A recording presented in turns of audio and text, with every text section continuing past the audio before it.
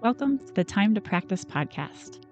This is a space where we talk about music practice, the ups and downs that young musicians go through related to practice and learning music, and how we as parents, caregivers, and music educators can support the young musicians in our lives, support ourselves, and support each other. My name is Christine Goodner. I'm a music educator, author, and podcaster who has made it my mission to talk about music practice and to support educators and families looking to make home practice more effective and to reduce conflict and frustration in the practice room. I'm glad you're here.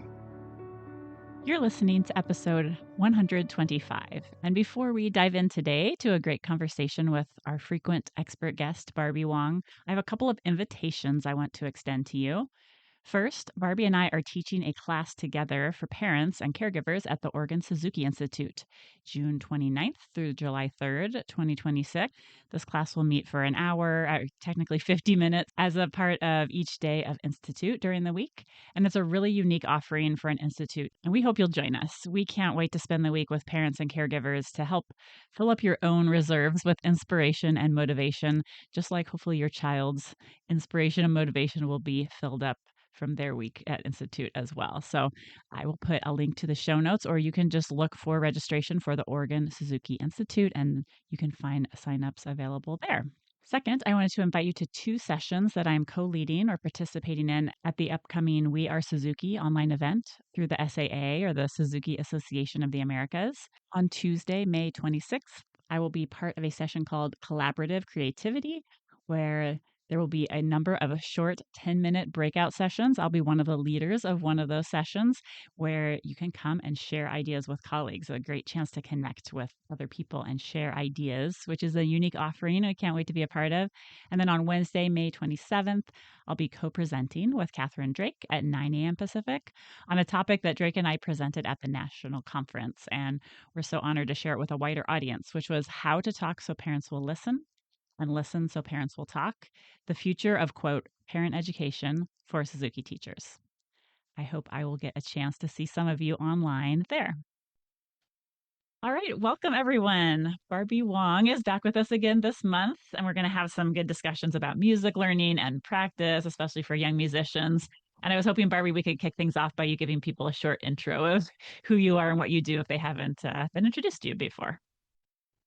Oh, yeah. I am a music educator, a Suzuki teacher. I teach the piano, and I also really love thinking about practice, how to help parents make practice easier, and also thinking about teachers too, because there's so many things that we have to deal with teaching students, working with parents, and just how to make the whole process more enjoyable and a lot easier. Yeah, absolutely. Yeah, it's always a pleasure to have you here sharing ideas with us. And today we want to have a bit of a discussion about common pitfalls. I'm sure we will not cover all of them that all of you listening might experience, but a few that came to mind for us, especially pitfalls related to students' home practice. And I was thinking maybe things that bog us down or even that feel positive in the moment, but might get in the way of our progress over time. So we haven't discussed this beforehand. We're just both coming with some ideas we want to share. So I wondered what came to mind for you, Barbie, thinking about this topic this week. The first thing that came to mind is something I call New Year's Groundhog Day. And a lot of times, New Year's Day is when a lot of us feel like, oh, it's a fresh beginning. This feels great.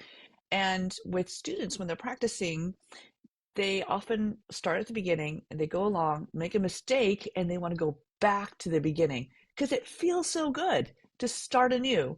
And then, unfortunately, what happens is often they start from the beginning and they practice until they get to that same spot where they make the mistake and then they go back again. And so that's where the Groundhog Day comes in, the movie Groundhog Day, where the Bill Murray character lives the same day over and over and over again. And so I've seen this happen in our lessons where the student is just sort of recycling that mistake, kind of bumping into the mistake and coming back to the beginning.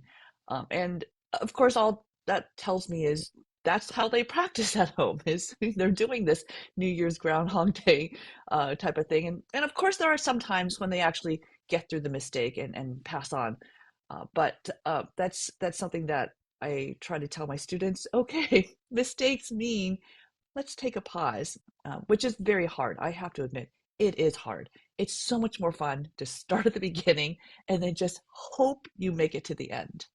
Yes, yes. Oh, this was on my list too. So I love that you're bringing it up. I love your name for it. And it's so common. I just like the we're going to play straight through kind of and just notice the mistakes but keep going anyway sometimes, or like you said, just keep cycling back to the beginning. I imagine listeners, teachers and parents alike might recognize this. It's one thing to name it, but then maybe we could talk a little bit about what we could do instead. And one thing that came to me comes from I had a student workshop recently in my studio, and Lisa Humphrey, who's a fabulous violist and violin viola teacher from Bellingham, Washington, came down and worked with students. And one of the things she did when students were about to get to that, spot that always bogs them down, she was holding up some kind of item and waving in front of them. She had this little octopus tentacle on her finger, which was like the students were delighted by. But it was just something to be like, oh, here comes the spot.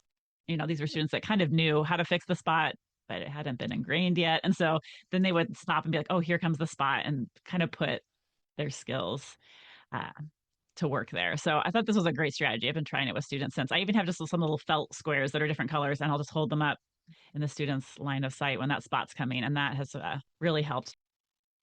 That's one thing that comes to mind for me because I've been working on it. What do you suggest to your students?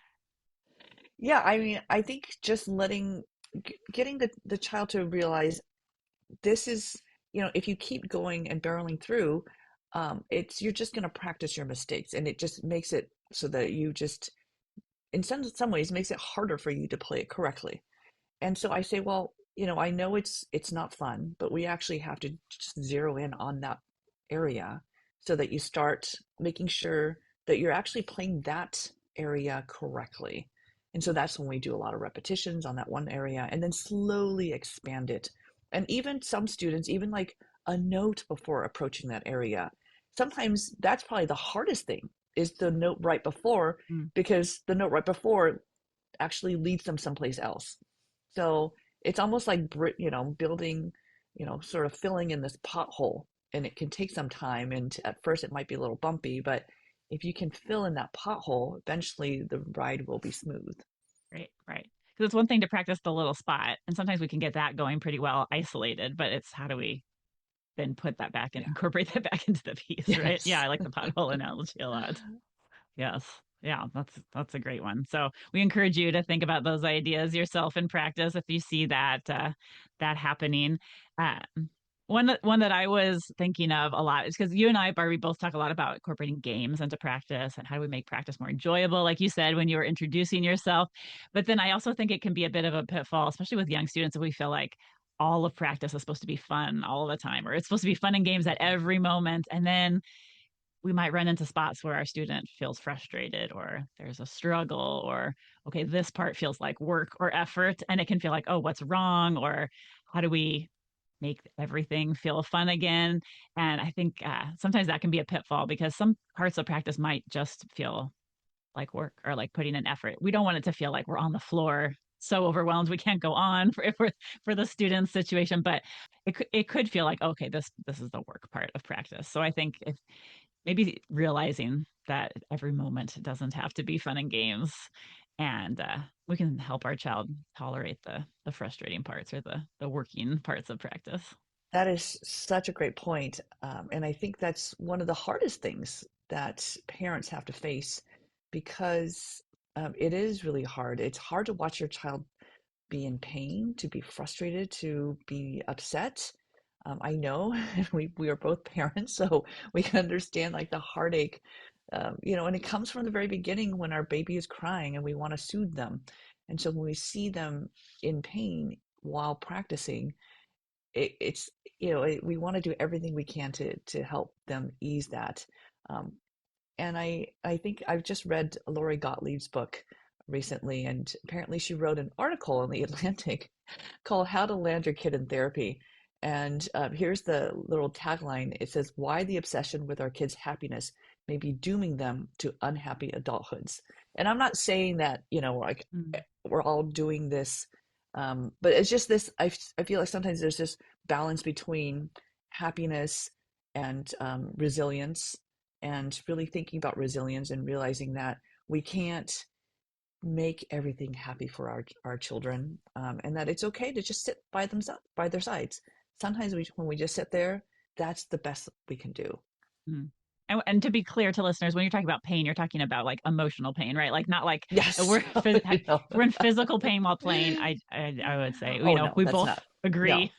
that's a different Yeah. issue than what we're talking about. Yeah, absolutely. No, I love that. Maybe we Yeah. can send me a link to that article and I can share it with people in Yeah. the show notes. But I do think, yes, we want to make it as, tolerable, neutral for our child as possible to get through those quote hard parts of practice or the parts that feel really Hmm. challenging for them. And then also it's okay if they feel like frustrated and they learn to work through that. People Yeah. always tell me what they want. One of the things they want their child to get out of music lessons is like learning how to work hard or perseverance and resilience. And that's how we gain that, really, which is not the fun part of gaining those skills for ourselves, is that we have to sort of struggle through something in a tolerable way, with an adult, like you say, who's helping Yeah. us Hmm. through and like not feeling alone in that struggle, but like, oh, this feels so challenging. And then we work on it and work on it over time. And then later it's like, oh, now it's easy. Like that's really what helps us build the resilience or the tolerance to then work on the next hard thing. And it's okay that there's moments in practice that feel like that, within reason, again, with the supportive Hmm. adult who can coach us through. It's not just Yeah. like, toughen up and nobody, nobody cares kind of attitude that, um, yeah, that could Hmm. not be so great for the student. But I think that's a good one to keep in mind. Like nothing's necessarily wrong if your child's feeling like something about this feels really challenging or frustrating. We can just support them through that. Yeah. And then also nothing's wrong if you as a parent feel challenged and frustrated by the process. It's part of, I would say it's part of the journey is to be frustrated from time to time. And that's okay. Mm, right. Yeah. Kind of the human condition in the practice Yes. room going on. Yeah. Well, what other pitfall came to mind for you this time, Barbie? I was thinking about sometimes some of the students come to lesson and they're almost surprised that I know they haven't practiced well or practiced things. And it's so I guess one of the pitfalls is they students assume that the teacher won't know. And the teacher, like the teacher knows, we know. And as a, I have to say, as a child, I often wondered that. I'm like, how did the teacher know? And now as a teacher, I'm like, oh, okay, we know. We can tell if you haven't practiced. And here's an example. What happened recently is I didn't glance at my notes from my student when she came in, and what we ended up working on was something, having to do with, making sure the tempo was steady. And when I went to write in my notes, I realized, oh, I just gave her the exact same lesson from last time. And, so if the student isn't improving, then they're just often going to get a very similar or the same lesson. And so hopefully that's something, I don't know how much it is, but perhaps it's a way to talk to the student to say, hey, just so you know, when you know, when you practice this many times and you improve, then I can hear it by the next Mm, lesson. And giving them a little bit of awareness that, I'm here to support you, and I can tell if you've just rushed through the piece every single time again. right. Right. I do think understanding it's not so much that you need a week between lessons to learn something, but you need a certain amount of minutes, reps, days of coming back to it. And that could vary slightly from student to student, but it's not zero. It's not just the time has passed and nothing has happened. Um, and I do think that's helpful because it's like, oh, it was a slow practice week, for example. It makes sense that maybe this note reading assignment typically takes five, you know, rounds of working on it, and you got to three. So it will take another week. And just I think sometimes naming that and talking about it does help students Mhm. think about what they might want to put in the next week or just understand what progress is happening or not happening. But yes, I can, unless I have once in a while I have like such an amazing sight reader student in my studio that they sort of fool me for a short while till the parent tells me like, oh, by the way, I'm not doing a lot at home, but I was 99.9% of the time. Yeah. So we can hear, especially overall over a course of a whole practice and not just one assignment. And Mhm. yeah, we are not fooled. And also, we want you to make progress and we want you to Yeah. help you problem solve if you need some practice advice or some practice, brainstorming about how do we Mm. fit practice into our busy life right now, things like that. But yeah, that's a good one. I think another pitfall I think of is that, oh, I'll remember what what just happened in the lesson, or I don't need to write that down, or that it feels like a big pitfall to me, because in the moment of our lesson it can feel like, oh, this feels so obvious right now with my teacher just having told me. And I think if we don't either write down the details our teacher's asking us, if we're the parents in the lesson for a young child, writing it down for them, like that can be a really powerful role that you have to capture those things, those details your teacher wants. So we don't have the same lesson week after week if we can help it. But also for older students too, just I think writing down. Maybe you have a practice notebook. Maybe their teacher just told you something and it's like, do you want to write that down? With a pencil and the music, and um, capturing those what details of what to practice is really important, so that we just make the most of our time. We're all busy. We all have a finite amount of time, and the more detail oriented we can be about what our teacher's asking us to do, so we remember it and practice, I think the more we all benefit. Yeah. Oh, I totally agree. Yeah, writing it down helps so much. And sometimes I'll even ask the students, let's write down, very specific things like how many repetitions were exactly. I mean, making sure that the notes are so clear, and sometimes with the students that don't seem to understand their assignments, at the end of the lesson, I'll say, okay, let's go through your lesson notes and can you read them and tell me how exactly it's going to be implemented? Mm-hmm. Because sometimes I've had this before where I've had the student, I give the instructions, the student says, yes, I understand it. And then I'll say, okay, so tell me how you will practice. And then the student just looks like, oh, actually, I don't understand it. So having the student reiterate or somehow summarize back what they're supposed to do is very helpful. It's not like a I'm gonna get you kind of thing, but it's just really making sure that it's been understood, so Right. that when they get home they don't feel stymied and say, "Oh, I really don't understand," and then it's a whole week of no practice, the way that you want. Right. So yeah, getting that understanding is very helpful. And I find with some students who are learning to practice more independently, just asking them, okay, put in your own words what we just did. I'm going to write that down. Because sometimes I will take some notes for students because they're busy with both hands, playing. And then my notes don't make any sense to them when they get home. So I think if you're a parent listening and you're in your child's lesson and you're helping with notes, if you have questions or it's not clear to you the way the teacher described it to you, I think it could be really helpful to recap at the end. Okay, can we talk about this assignment one more time? Can you explain that to me again? The more you can write things down, and I think like part B to this is have a way to track like what you did at home, whether it's in a practice notebook where you write it down, or you have a little check boxes you check off, or there's many ways to keep track about like what did you actually just do in practice. That can be really powerful, especially for those independent practicers to keep track of. Okay, I wrote down what my teacher said, or I know what my teacher gave me the assignment, but how am I keeping track of if I've actually done it? Mm, That's a great idea. Yeah. And I guess I want to add too, we have these phones that can take videos, and those are incredibly helpful. It's hard often to say, well, practice in this way, putting your hand in this particular position. And, it's you just take a video, and then the teacher often can show specifically how to play. So then you have that model so that the child at home can look at it. And there's also really nice apps out there like Marco Polo is fantastic. Everything just gets put into that one place for the practicing.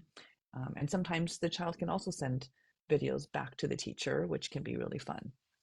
Yes. So I think to recap, I wouldn't depend on our memory. We all have so much going on in our lives. Even if it feels like, oh, this feels so obvious to me in this moment, I would find some way, maybe multiple ways to capture what are these details that my teacher wants me to work on. It can help us so much with effective practice and making sure we can follow through on this roadmap our teacher is giving us in the lesson to follow during the week to make some progress. Yeah, Yeah. that's fantastic. All right. Did you have any other pitfall that you came up with, Barbie, for our list today? I have to say it's a pitfall that I actually fell into recently because I had been learning this Chopin waltz and I've loved it. I've loved the whole practicing of it and I was really enjoying it. And then at some point I heard a recording of it and realized, oh my goodness, I'm playing a wrong note.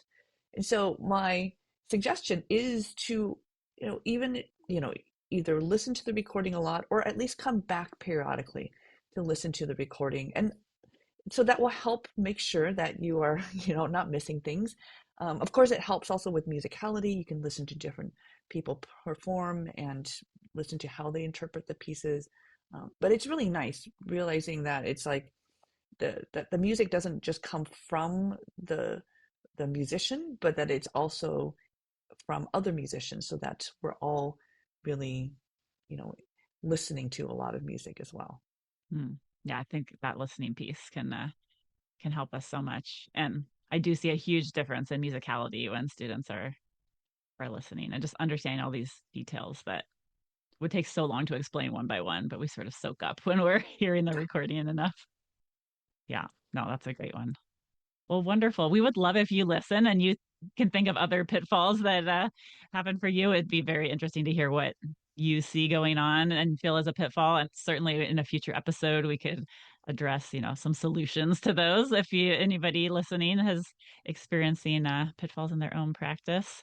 But we hope these gave you some ideas to think about effective home practice. And sometimes it's really helpful to look at like what's not quite going the way we want and then look for specific solutions that way. So, any final thoughts before we go, Barbie, that you wanted to share?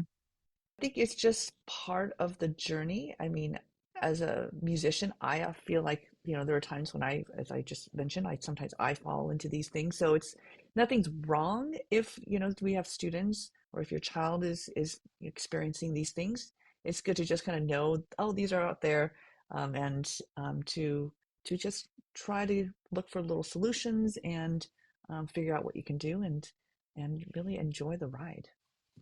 Yeah, I love that idea of enjoying the ride. I know it is such a process. The skills that we have in our toolbox of practice skills when we're just beginning, we just add so many tools to that toolbox as we go through the years that we're learning. So doesn't mean you should already know all these things. It's just maybe now you're ready. If you're listening to this thinking like, oh, why are, we should know this already. Not necessarily that we just pick them up when we're ready. If we heard every practice tool, our first day of lessons would be so overwhelmed. So maybe pick something you heard today that you could start thinking about this week as you go into the practice room and see if you can put them to use for you. Thanks for being here, everyone. And thanks, Barbie, for spending time with us today. Oh, my pleasure.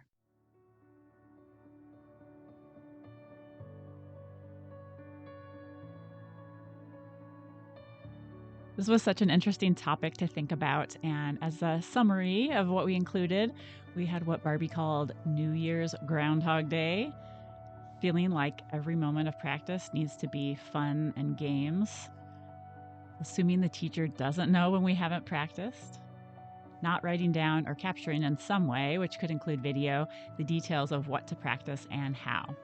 And we could certainly add more to our list. So we would love to hear from you, especially what would you add to your own personal list? Do you have a pitfall that you or your child or students fall into that you'd like us to discuss or address in a future episode?